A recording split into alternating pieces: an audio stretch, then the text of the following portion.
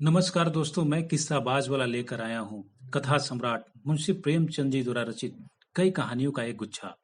दोस्तों, अगर हमारी कहानी आपको पसंद आए तो इसे लाइक, सब्सक्राइब और शेयर जरूर करें। तो आइए बिना देर किए शुरू करते हैं हम आज की कहानी। कहानी का शीर्षक है बालक। गूंग को लोग ब्राह्मण कहते हैं और वो अपने को ब्राह्मण समझता भी है। मेरे सईस और खिदमतगार मुझे दूर से सलाम करते हैं। गंगू मुझे कभी सलाम नहीं करता। वह शायद मुझसे पागलपन की आशा रखता है। मेरा जूठा गिलास कभी हाथ से नहीं छूता। न कभी मेरी इतनी हिम्मत हुई कि उससे पंखा झलने को कहूं। जब मैं पसीने से तर होता हूं और वहां कोई दूसरा आदमी नहीं होता, तो गंगू आप ही आप पंखा उठा लेता है। लेकिन उसकी मुद्रा से यह भाव स्पष्ट प्रकट होता है कि मुझ पर कोई एहसान कर रहा है, और मैं भी न जाने क्यों फौरन ही उसके हाथ से पंखे छीन लेता हूँ। उग्र स्वभाव का मनुष्य है, किसी की बात नहीं सह सकता। ऐसे बहुत कम आदमी होंगे जिनसे उसकी मित्रता हो, पर सईस और खिदमतगार के साथ बैठना शायद वह अपमानजनक समझता है। मैंने उसे किसी से मिलते जुलते नहीं देखा। आश्चर्य यह है कि उसे भंग भूटी से प्रेम नहीं, जो इस श्रेणी के मनुष्यों में एक असाधारण गुण है। मैंने उसे कभी पूजा पाठ करते या नदी में स्नान करते नहीं देखा। बिल्कुल निरक्षर है, लेकिन फिर भी वह ब्राह्मण है और चाहता है कि दुनिया उसकी प्रतिष्ठा तथा सेवा करे। और क्यों न चाहे, जब पुरखों की पैदा की हुई संपत्ति पर आज भी लोग अधिकार जमाए हुए हैं और उसी शान से मानो खुद पैदा किए हों, तो वह क्यों उस प्रतिष्ठा और सम्मान का त्याग दे जो उसके पुरखों ने संचय किया था। यह उसकी बपौती है। मेरा स्वभाव कुछ इस तरह का है कि अपने नौकरों से बहुत कम बोलता हूँ। मैं चाहता हूँ जब तक मैं खुद ना बुलाऊं, कोई मेरे पास ना आए। मुझे अच्छा नहीं लगता कि जरा सी बातों के लिए नौकरों को आवाजें देता फिरूं। मुझे अपने हाथ से सुराही से पानी उड़ेल लेना, अपना लैंप जला लेना, अपने जूते पहन लेना या अलमारी से कोई किताब निकाल लेना, इससे कहीं ज्यादा सरल मालूम होता है कि हिंगन और मैकू को पुकारूं। इससे मुझे अपनी स्वेच्छा और आत्मविश्वास का बोध होता है। नौकर भी मेरे स्वभाव से परिचित हो गए हैं और बिना जरूरत के मेरे पास बहुत कम आते हैं। इसलिए एक दिन जब प्रातःकाल गंगू मेरे सामने आकर खड़ा हो गया, तो मुझे बहुत बुरा लगा। ये लोग जब आते हैं तो पेशगी हिसाब से कुछ मांगने के लिए या दूसरे नौकर की शिकायत करने के लिए। मुझे दोनों ही बातें अत्यंत अप्रिय हैं। मैं पहली तारीख को हर एक का वेतन चुका देता हूँ, और बीच में जब कोई मांगता है तो क्रोध आ जाता है। कौन दो दो चार चार रुपए का हिसाब रखता फिरे। फिर जब किसी को महीने भर की पूरी मजूरी मिल गई, तो उसे क्या हक है कि उसे 15 दिन में खर्च कर दे और ऋण या पेशगी की शरण ले। और शिकायतों से तो मुझे घृणा है। मैं शिकायतों को दुर्बलता का प्रमाण समझता हूँ, यह ठकुर सुहाते की क्षुद्र चेष्टा। मैंने माथा सिकोड़ कर कहा, क्या बात है, मैंने तो तुम्हें बुलाया नहीं। गंगू के तीखे अभिमानी मुख पर आज कुछ ऐसी नम्रता, कुछ ऐसी याचना, कुछ ऐसा संकोच था कि मैं चकित हो गया। ऐसा जान पड़ा वह कुछ जवाब देना चाहता है, मगर शब्द नहीं मिल रहे हैं। मैंने जरा नम्र होकर कहा, आखिर क्या बात है, कहते क्यों नहीं? तुम जानते हो यह मेरे टहलने का समय है, मुझे देर हो रही है। गंगू ने निराशा भरे स्वर से कहा, तो आप हवा खाने जाएं, मैं फिर आ जाऊंगा। यह अवस्था और भी चिंताजनक थी। इस जल्दी में तो वह एक क्षण में अपना वृतांत कह सुनाएगा। वह जानता है कि मुझे ज्यादा अवकाश नहीं है। दूसरे अवसर पर तो दुष्ट घंटों रोएगा। मेरे कुछ लिखने पढ़ने का तो वह शायद कुछ और काम समझता हो, लेकिन विचार को, जो मेरे लिए सबसे कठिन साधना है, वह मेरे विश्राम का समय समझता है। वह उसी वक्त आकर मेरे सिर पर सवार हो जाएगा। मैंने निर्दयता के साथ कहा, क्या कुछ पेशगी मांगने आए हो? मैं पेशगी नहीं देता। जी नहीं सरकार, मैंने तो कभी पेशगी नहीं मांगा। तो क्या किसी की शिकायत करना चाहते हो? मुझे शिकायतों से घृणा है। जी नहीं सरकार, मैंने तो कभी किसी की शिकायत नहीं की। गंगू ने अपना दिल मजबूत किया। उसकी आकृति से स्पष्ट झलक रहा था, मानो वह कोई छलांग मारने के लिए अपनी सारी शक्तियों को एकत्र कर रहा हो, और लड़खड़ाती हुई आवाज में बोला, मुझे आप छुट्टी दे दें, मैं आपकी नौकरी अब ना कर सकूंगा। यह इस तरह का पहला प्रस्ताव था जो मेरे कानों में पड़ा। मेरे आत्माभिमान को चोट लगी। मैं जब अपने को मनुष्यता का पुतला समझता हूँ, अपने नौकरों को कभी कटु वचन नहीं कहता, अपने स्वामित्व को यथासाध्य म्यान में रखने की चेष्टा करता हूँ, तब मैं इस प्रस्ताव पर क्यों न विस्मित हो जाता। कठोर स्वर में बोला, क्यों, क्या शिकायत है? आपने तो हुजूर जैसा अच्छा स्वभाव पाया है, वैसा क्या कोई पाएगा? लेकिन बात ऐसी आ पड़ी कि अब मैं आपके यहाँ नहीं रह सकता। ऐसा ना हो कि पीछे से कोई बात हो जाए तो आपकी बदनामी हो। मैं नहीं चाहता कि मेरी वजह से आपकी आबरू में बट्टा लगे। मेरे दिल में उलझन पैदा हुई। जिज्ञासा की अग्नि प्रचंड हो गई। आत्मसमर्पण के भाव से बरामदे में पड़ी हुई कुर्सी पर बैठकर बोला, तुम तो पहेलियां बुझवा रहे हो। साफ साफ क्यों नहीं कहते, क्या मामला है? गंगू ने बड़ी नम्रता से कहा, बात यह है कि वह स्त्री जो अभी विधवा आश्रम से निकाल दी गई है, वह गोमती देवी। वह चुपचाप हो गया। मैंने धीर होकर कहा, हाँ निकाल दी गई है तो फिर तुम्हारी नौकरी का उससे क्या संबंध? गंगू ने जैसे अपने सिर का भारी बोझ जमीन पर पटक दिया। मैं उससे विवाह करना चाहता हूँ बाबूजी। मैं विस्मय से उसका मुंह ताकने लगा। यह पुराने विचारों का पोंगा ब्राह्मण, जिसे नई सभ्यता की हवा तक न लगी, उस कुलटा से विवाह करने जा रहा है जिसका कोई भला आदमी अपने घर में कदम भी न रखने दे। गोमती ने मोहल्ले के शांत वातावरण में थोड़ी सी हलचल पैदा कर दी। कई साल पहले यह वृद्धाश्रम में आई थी। 3 बार आश्रम के कर्मचारियों से उसका विवाह करा दिया था, पर हर बार वह महीने के 15 दिन के बाद भाग आई थी। यहाँ तक कि आश्रम के मंत्री ने अब की बार उसे आश्रम से निकाल दिया था। तब से वह इसी के मोहल्ले में कोठरी लेकर रहती थी और सारे मोहल्ले के शोहदों के लिए मनोरंजन का केंद्र बनी हुई थी। मुझे गंगू की सरलता पर क्रोध भी आया और दया भी। इस गधे को सारी दुनिया में कोई स्त्री ही ना मिलती थी जो इससे ब्याह करने जा रहा है। जब वह 3 बार पतियों के पास से भाग आई है तो इसके पास कितने दिन रहेगी? कोई गांठ का पूरा आदमी होता तो एक बात भी थी, शायद साल 6 महीने टिक जाती। यह तो निपट आंख का अंधा है, 1 सप्ताह भी तो निवाह ना होगा। मैंने चेतावनी के भाव से पूछा, तुम्हें इस स्त्री की जीवन कथा मालूम है? गंगू ने आंखों देखी बात की तरह कहा, सब झूठ है सरकार। लोगों ने हक नाहक उसको बदनाम कर दिया है। क्या कहते हो? वह 3 बार अपने पतियों के पास से नहीं भाग आई? उन लोगों ने उसे निकाल दिया तो क्या करती? कैसे बुद्धू आदमी हो? कोई इतनी दूर आकर विवाह करके ले जाता है, हजारों रुपए खर्च करता है इसलिए कि औरत को निकाल दे। गंगू ने भावुकता से कहा, जहां प्रेम नहीं है हुजूर, वहां कोई स्त्री नहीं रह सकती। स्त्री केवल रोटी कपड़ा ही नहीं चाहती, कुछ प्रेम भी तो चाहती है। वे लोग समझते होंगे कि हमने एक विधवा से विवाह करके उसके ऊपर कोई बहुत बड़ा एहसान किया है। चाहते होंगे कि तन मन से वह उनकी हो जाए। लेकिन दूसरों को अपना बनाने के लिए पहले आप उसका बन जाना पड़ता है हुजूर, यह बात है। फिर उसे एक बीमारी भी है, उसे कोई भूत लगा हुआ है। यह कभी कभी बकबक करने लगती है और बेहोश हो जाती है। और तुम ऐसी स्त्री से विवाह करोगे? मैंने संदिग्ध भाव से सिर हिलाकर कहा, समझ लो जीवन कड़वा हो जाएगा।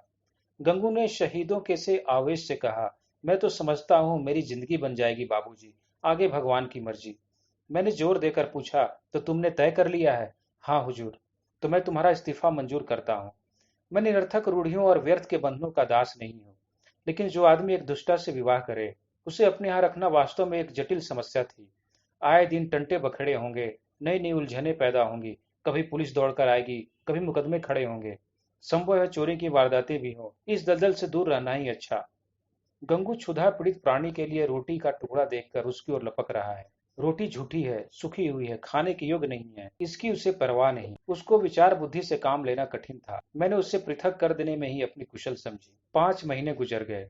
गंगू ने गोमती से विवाह कर लिया था और उसी मोहल्ले में एक खपरेल का मकान में रहता था। वो अब चाट का खोंचा लगाकर गुजर बसर करता था। मुझे जब कभी बाजार में मिल जाता तो मैं उसका कुशल क्षेम पूछता। मुझे उसके जीवन से विशेष अनुराग हो गया था। यह एक सामाजिक प्रश्न की परीक्षा थी, सामाजिक ही नहीं मनोवैज्ञानिक भी। मैं देखना चाहता था कि इसका परिणाम क्या होता है। मैं गंगू को सदैव प्रसन्न मुख देखता। समृद्धि और निश्चिंतता के मुख पर जो एक तेज और स्वभाव में जो एक आत्मसम्मान पैदा हो जाता है, वह मुझे यहाँ प्रत्यक्ष दिखलाई देता था। रुपए 20 आने की रोज बिक्री हो जाती थी। इसमें लागत निकालकर 8-10 आने बच जाते थे। यही उसकी जीविका थी। किंतु इसमें किसी देवता का वरदान था, क्योंकि इस वर्ग के मनुष्यों में जो निर्लजता और विपन्नता पाई जाती है, इसका वहां चिन्ह तक न था। उसके मुख पर आत्मविकास और आनंद की झलक थी, जो चित्त की शांति से ही आ सकती है। एक दिन मैंने सुना कि गोमती गंगू के घर से भाग गई है। कह नहीं सकता क्यों। मुझे इस खबर से एक विचित्र आनंद हुआ। मुझे गंगू के संतुष्ट और सुखी जीवन पर एक प्रकार की ईर्ष्या होती थी। मैं उसके विषय में किसी अनिष्ट की, किसी घातक अनर्थ की, किसी लज्जास्पद घटना की प्रतीक्षा करता था। इस खबर से ऋचा को सांत्वना मिली। आखिर वही बात हुई जिसका मुझे विश्वास था। आखिर बच्चू को अपनी अदूरदर्शिता का दंड भोगना पड़ा। अब देखें बच्चू कैसे मुंह दिखाते हैं। अब आंखें खुलेंगी और मालूम होगा कि जो लोग उन्हें इस विवाह से रोक रहे थे, उनके कैसे शुभचिंतक थे। उस वक्त तो ऐसा मालूम होता था मानो आपको कोई दुर्लभ पदार्थ मिला जा रहा हो, मानो मुक्ति का द्वार खुल गया है। लोगों ने कितना कहा कि यह स्त्री विश्वास के योग्य नहीं है, कितनों को दगा दे चुकी है, तुम्हारे साथ भी दगा देगी।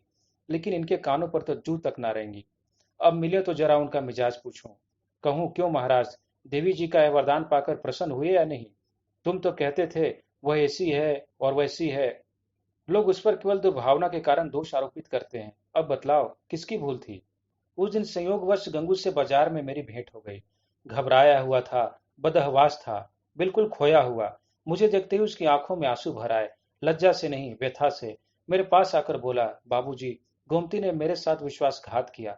मैंने कुटिल आनंद से, लेकिन कृत्रिम सहानुभूति दिखाकर कहा, तुमसे तो मैंने पहले ही कहा था, लेकिन तुम माने ही नहीं। अब सब्र करो, इसके सिवा और क्या उपाय है? रुपए पैसे लेकर गई या कुछ छोड़ गई? गंगू ने छाती पर हाथ रखकर कहा। ऐसा जान पड़ा मानो मेरे प्रश्न ने उसके हृदय को विदीर्ण कर दिया। अरे बाबूजी, ऐसा न कहिए। उसने धेले की भी चीज नहीं छुई। अपना जो कुछ था वह भी छोड़ गई। न जाने मुझ में क्या बुराई देखी। मैं उसके योग्य न था और क्या कहूँ। वह पढ़ी लिखी थी, मैं करिया अक्षर भैंस बराबर। मेरे साथ इतने दिन रही, यही बहुत था। कुछ दिन और उसके साथ रह जाता तो आदमी बन जाता। उसका आपसे कहाँ तक बखान करूं हुजूर। औरों के लिए चाहे तो जो कुछ रही हो, मेरे लिए तो किसी देवता का आशीर्वाद थी। न जाने मुझसे ऐसी क्या खता हो गई, मगर कसम ले लीजिए जो उसके मुख पर मैल तक आया हो। मेरी औकात ही क्या है बाबूजी, 10 बार आने का मजूर हूँ, पर इसी में उसके हाथों इतनी बरकत थी कि कभी कमी नहीं पड़ी। मुझे इन शब्दों से घोर निराशा हुई। मैंने समझा था कि वह उसकी बेवफाई की कथा कहेगा और मैं उसकी अंधभक्ति पर कुछ सहानुभूति प्रकट करूंगा, मगर उस मूर्ख की आंखें अब तक नहीं खुली। अब भी वह उसी का मंत्र पढ़ रहा है। अवश्य इसका चित्त कुछ अव्यवस्थित है। मैंने कुटिल परिहास आरंभ किया। तुम्हारे घर से तो कुछ नहीं ले गई? कुछ नहीं बाबूजी, धेले की चीज भी नहीं। और तुमसे प्रेम भी तो बहुत करती थी। अब आपसे क्या कहूँ बाबूजी, वह प्रेम तो मरते दम तक याद रहेगा। फिर भी तुम्हें छोड़कर चली गई, यही तो आश्चर्य है बाबूजी। त्रिया चित्र का नाम कभी सुना है? अरे बाबूजी, ऐसा ना कहिए। मेरी गर्दन पर कोई छुरी रख दे तो भी मैं उसका यश ही गाऊंगा। तो फिर ढूंढ निकालो। हाँ मालिक, जब तक उसे ढूंढ ना लाऊंगा मुझे चैन ना आएगा। मुझे इतना मालूम हो जाए कि वह कहाँ है, फिर तो मैं उसे ले ही आऊंगा। और बाबूजी, मेरा दिल कहता है कि वो आएगी जरूर, देख लीजिएगा। वो मुझसे रूठ कर नहीं गई, लेकिन दिल नहीं मानता। जाता हूँ, महीने 2 महीने जंगल पहाड़ की धूल छानूंगा, जीता रहा तो फिर आपके दर्शन करूंगा। यह कहकर वह उन्माद की दशा में एक तरफ चल दिया। इसके बाद मुझे एक जरूरत से नैनीताल जाना पड़ा। सैर करने के लिए नहीं। 1 महीने के बाद लौटा और अभी कपड़े भी ना उतारे थे कि देखता हूँ गंगू एक नवजात शिशु को गोद में लिए खड़ा है। शायद कृष्ण को पाकर नंद भी इतने पुलकित ना हुए होंगे। मालूम होता था कि उसके रोम रोम से आनंद फूट पड़ता है। चेहरे और आंखों से कृतज्ञता और श्रद्धा के राग निकल रहे थे। कुछ वही भाव था जो किसी क्षुधा पीड़ित भिक्षुक के चेहरे पर भरपेट भोजन करने के बाद नजर आता है। मैंने पूछा, कहो महाराज, गोमती देवी का कुछ पता लगा? तुम तो बाहर गए थे। गंगू ने आपे में न समाते हुए जवाब दिया, हाँ बाबूजी, आपके आशीर्वाद से ढूंढ लाया। लखनऊ के जनाने अस्पताल में मिली। यहाँ एक सहेली से कह गई थी कि अगर वह बहुत घबराए तो बतला देना। मैंने सुनते ही लखनऊ भागा और उसे घसीट लाया। घाते में यह बच्चा भी मिल गया। उसने बच्चे को उठाकर मेरी तरफ बढ़ाया, मानो कोई खिलाड़ी तमगा पाकर दिखा रहा हो। मैंने उपहास के भाव से पूछा, अच्छा, यह लड़का भी मिल गया? शायद इसीलिए वह यहाँ से भागी थी। है तो तुम्हारा ही लड़का। मेरा काहे का है बाबूजी, आपका है, भगवान का है। तो लखनऊ में पैदा हुआ? हाँ बाबूजी, अभी तो कुल 1 महीने का है। तुम्हारे ब्याह हुए कितने दिन हुए? यह 7वां महीना जा रहा है। तो शादी के छठे महीने पैदा हुआ। और क्या बाबूजी, फिर भी तुम्हारा लड़का है? हाँ जी। कैसी बेसिर पैर की बातें कर रहे हो? मालूम नहीं वह मेरा आशय समझ रहा था या बन रहा था। उसी निष्कपट भाव से बोला, मरते मरते बची। बाबूजी, नया जन्म हुआ। 3 दिन 3 रात छटपटाती रही, कुछ न पूछिए। मैंने अब जरा व्यंग भाव से कहा, लेकिन 6 महीने में लड़का होते आज ही सुना। यह चोट निशाने पर जा बैठी। मुस्कुराकर बोला, अच्छा वह बात, मुझे तो उसका ध्यान भी नहीं आया। इसी भय से तो गोमती भागी थी। मैंने कहा, गोमती, अगर तुम्हारा मन मुझसे नहीं मिलता तो तुम मुझे छोड़ दो, मैं भी चला जाऊंगा और फिर तुम्हारे पास कभी ना आऊंगा। तुमको जब कुछ काम पड़े तो मुझे लिखना, मैं भरसक तुम्हारी मदद करूंगा। मुझे तुमसे कुछ मलाल नहीं है। मेरी आंखों में तुम अब भी उतनी ही भली हो। अब भी मैं तुम्हें उतना ही चाहता हूँ। नहीं, अब मैं तुम्हें और ज्यादा चाहता हूँ। लेकिन अगर तुम्हारा मन मुझसे नहीं फिर गया है तो मेरे साथ चलो। गंगू जीते जी तुमसे बेवफाई नहीं करेगा। मैंने तुमसे इसलिए विवाह नहीं किया कि तुम देवी हो, बल्कि इसलिए कि मैं तुम्हें चाहता था और सोचता था कि तुम भी मुझे चाहती हो। यह बच्चा मेरा है, मेरा अपना बच्चा है। मैंने एक बोया हुआ खेत लिया, तो क्या उसकी फसल को इसलिए छोड़ दूंगा कि उसे किसी दूसरे ने बोया था? यह कहकर उसने जोर से ठट्ठा मारा। मैं कपड़े उतारना भूल गया। कह नहीं सकता क्यों मेरी आंखें सजल हो गईं। न जाने वह कौन सी शक्ति थी जिसने मेरी मनोगत घृणा को दबाकर मेरे हाथों को बढ़ा दिया। मैंने उस निष्कलंक बालक को गोद में ले लिया और इतने प्यार से उसका चुंबन लिया कि शायद अपने बच्चों को भी ना लिया होगा। गंगू बोला, बाबूजी आप बड़े सज्जन हैं। मैं गोमती से बार बार आपका बखान किया करता हूँ, कहता हूँ चल एक बार उनके दर्शन करा, लेकिन लाज के मारे नहीं आती। मैं और सज्जन, अपनी सज्जनता का पर्दा आज मेरी आंखों से हटा। मैंने भक्ति में डूबे हुए स्वर में कहा, नहीं जी, मेरे जैसे कलुषित मनुष्य के पास वह क्यों आएगी। चलो मैं उनके दर्शन करने चलता हूँ। तुम मुझे सज्जन समझते हो, मैं ऊपर से सज्जन हूँ पर दिल का कमीना हूँ। असली सज्जनता तुम में है, और यह बालक वह फूल है जिससे तुम्हारी सज्जनता की महक निकल रही है। मैं बच्चे को छाती से लगाए हुए गंगू के साथ चला। धन्यवाद।